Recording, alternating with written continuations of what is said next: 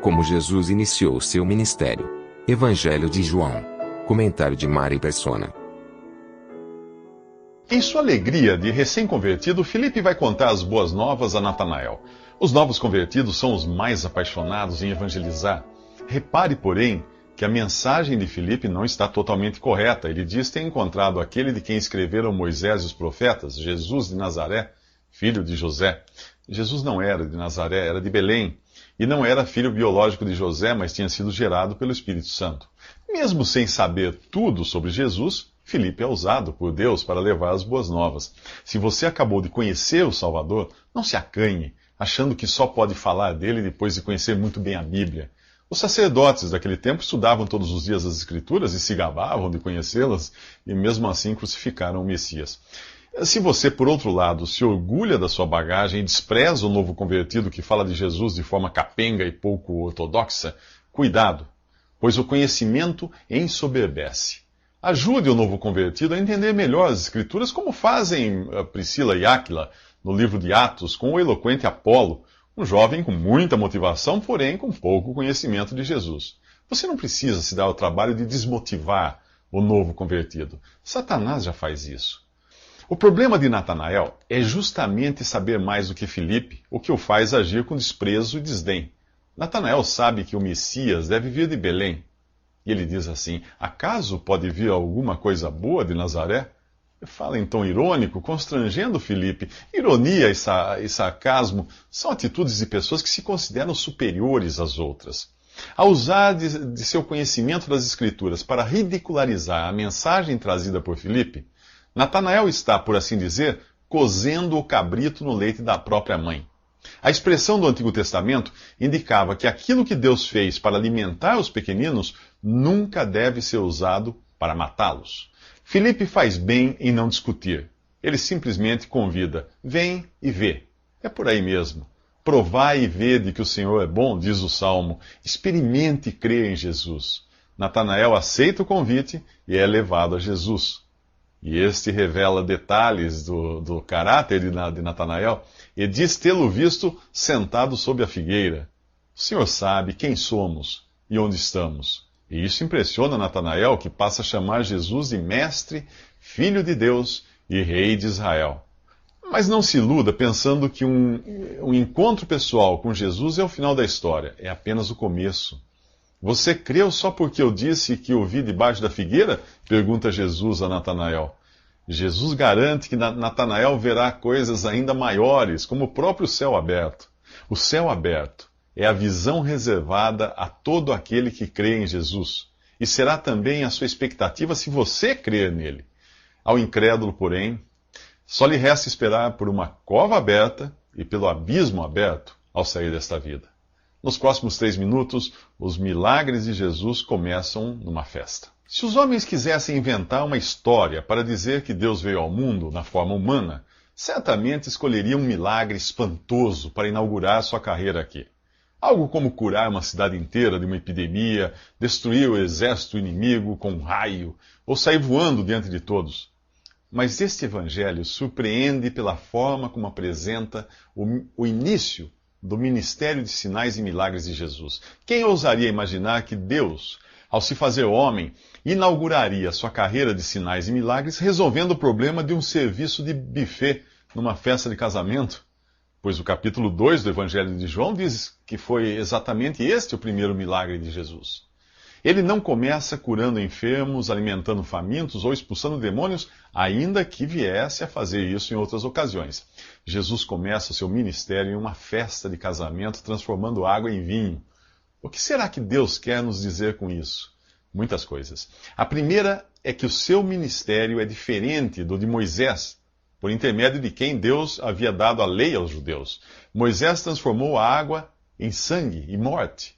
Mas aqui Jesus transforma a água em vinho.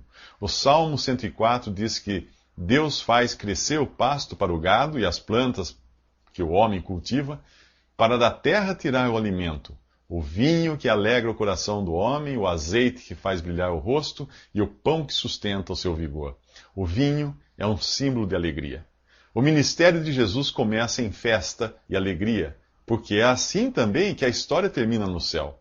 Sabe o que acontece no capítulo 19 de Apocalipse, quando os salvos por Jesus se encontram com ele? Uma festa de casamento. Vamos nos alegrar e dar-lhe glória, é o que diz lá. Pois chegou a hora do casamento do Cordeiro, e a sua noiva já se aprontou. Felizes os convidados para o banquete do casamento do Cordeiro. Em Apocalipse, a noiva é a igreja, o conjunto dos salvos por Jesus desde a descida do Espírito Santo, que está registrada no livro de Atos, no capítulo 2 de Atos dos Apóstolos. Tudo começa com uma festa de casamento e termina com uma festa de casamento. Esta, do Evangelho de João, ainda não é a festa do casamento de Jesus, e ele diz à sua mãe que a sua hora ainda não chegou. Mesmo assim, ele considera o evento tão importante que faz ali o seu primeiro milagre, transforma a água em vinho, símbolo da alegria do homem. Quando o mestre-sala, ou encarregado da festa, prova a água transformada em vinho, chama o noivo e dá parabéns a ele por ter guardado o melhor vinho para o final. Nós poderíamos dizer ao mestre-sala que ele deu os parabéns ao noivo errado e que, quanto à qualidade do vinho, ele ainda não viu nada. Nos próximos 3 minutos, mais lições do primeiro milagre de Jesus. Com Mário Persona. Alguns leem o capítulo 2 do Evangelho de João e tiram a seguinte conclusão: Maria pediu a Jesus para resolver o problema da falta do vinho. Portanto, tudo o que pedirmos a Maria, ela pedirá ao seu filho e ele fará a vontade de sua mãe. Mas será que ela pede alguma coisa aqui? Não. Maria apenas observa que o vinho acabou. Embora ela pudesse desejar que Jesus tomasse alguma providência, ela não pede isso explicitamente. Jesus, por sua vez, diz a Maria: mulher, que tenho eu contigo? A expressão mulher não é desrespeitosa, mas equivale a senhora ou dona Maria, como diríamos hoje. Já a expressão que tenho eu contigo deixa claro que Maria não exerce qualquer influência sobre Jesus e seu ministério. Em outra ocasião, os discípulos avisam a Jesus que sua mãe e seus irmãos o buscam. Ele responde: quem é minha mãe? E quem são meus irmãos? E continua dizendo que qualquer que fizer a vontade de meu Pai, que está nos céus, este é meu irmão, irmã e mãe. O seu ministério não estava sujeito aos vínculos naturais de parentesco, mas exclusivamente à vontade de Deus Pai. De todas as mulheres, Maria foi a escolhida para ter o Filho de Deus gerado em seu ventre pelo Espírito Santo. Sua missão não vai além disso. E em momento algum você a encontra como mediadora entre os homens e Jesus. Qualquer informação sobre Maria que ultrapasse o que está escrito na Palavra de Deus é invenção humana. No Novo Testamento há apenas umas 20 referências a Maria, acho que umas 18 só, enquanto o nome de Jesus aparece quase 1000 vezes. Este mesmo Jesus diz a você: vinde a mim, todos os que estáis cansados e oprimidos, e eu vos aliviarei. Como alguém pode desprezar um convite assim e ousar ir a Maria ou a qualquer outro na hora da necessidade? Não pense que eu esteja de algum modo desrespeitando a memória de Maria. Estou apenas dizendo para você se concentrar naquele que Deus, os profetas e apóstolos concentram toda a sua atenção: Jesus. Você não encontra qualquer referência a Maria nas cartas dos apóstolos.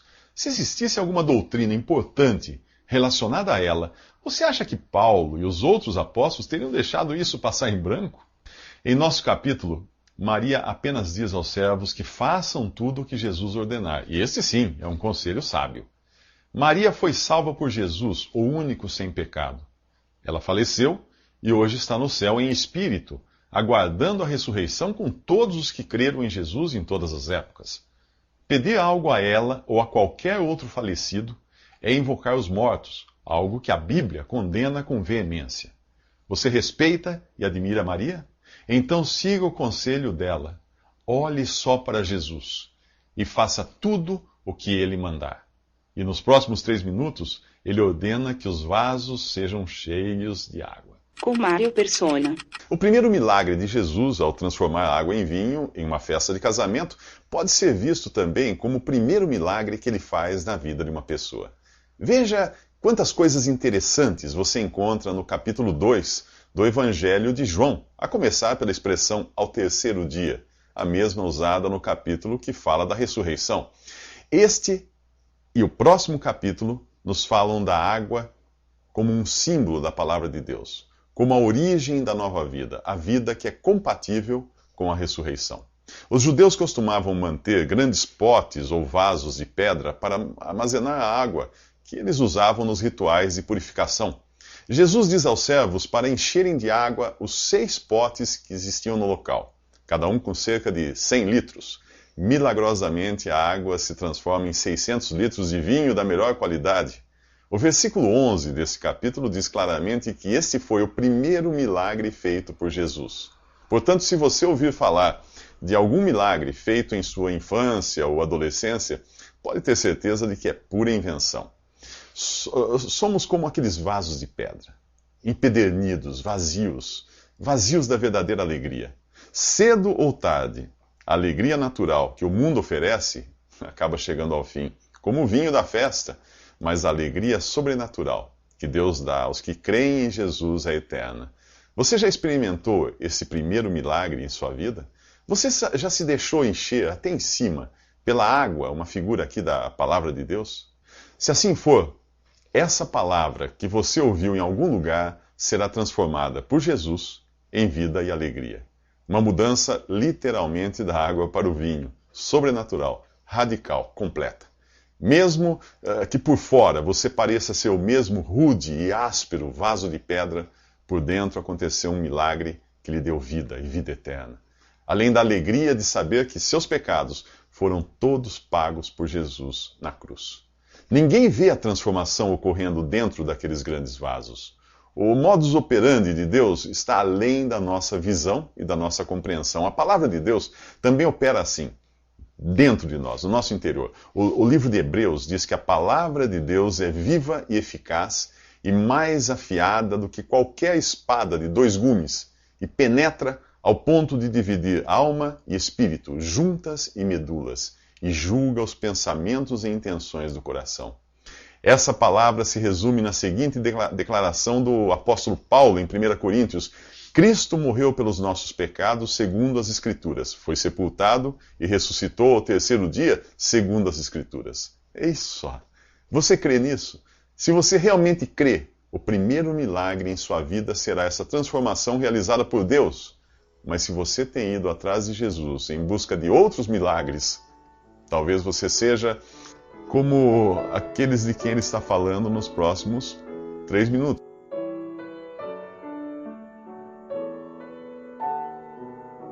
Visite Respondi.com.br. Visite também 3minutos.net.